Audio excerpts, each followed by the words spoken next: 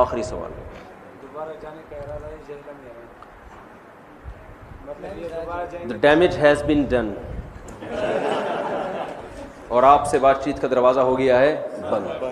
کوئی نیا ناٹک لے کے آ جاؤ گے، ہم تو ناٹکوں کے علاوہ بھی آپ کے کوئی نیا ناٹک آ جائے گا نا، تو کوئی یہی بس کرتے رہو بیٹھ کے. اتنا بڑا ایک بات ہوئی، ٹائم دیا، اپنی جان کو ہم نے رسک پہ رکھا، سیکیورٹی بھی نہیں تھی ہمارے ساتھ، کچھ بھی نہیں.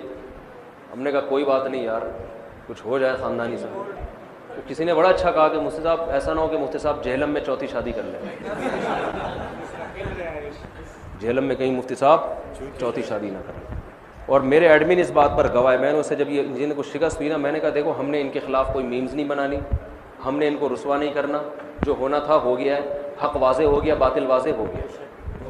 لیکن عزت راس نہیں آتی بعض لوگوں کو. یہاں تک میں نے انجینئر کو پیغام پہنچایا کہ ہمارا آپ کا کوئی اختلاف نہیں ہے، آپ پازیٹیو وے میں کام کریں تو میں آپ کو سینے سے لگاؤں گا، میں آپ کو پروموٹ کروں گا، آپ مثبت کام کریں.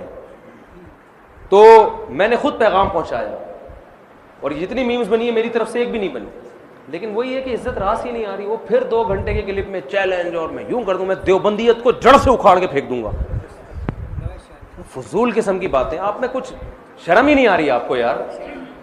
تو ایک آدمی خود اپنی عزت نہیں چاہتا تو میرا خیال ہے وہ عزت کے لائق نہیں. لیکن توبہ کا دروازہ بہرحال کھلا ہوا ہے، ابھی بھی دروازہ کھلا ہے توبہ. اللہ سمجھنے کی عمل کی توفیق عطا فرمائے.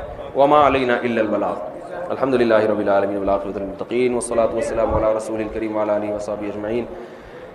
ربنا آتنا فی الدنیا حسنۃ وفی الآخرۃ حسنۃ وقنا عذاب النار. صلی اللہ تعالی علی خیر خلقہ محمد وعلی آلہ وصحبہ اجمعین برحمتک یا رب.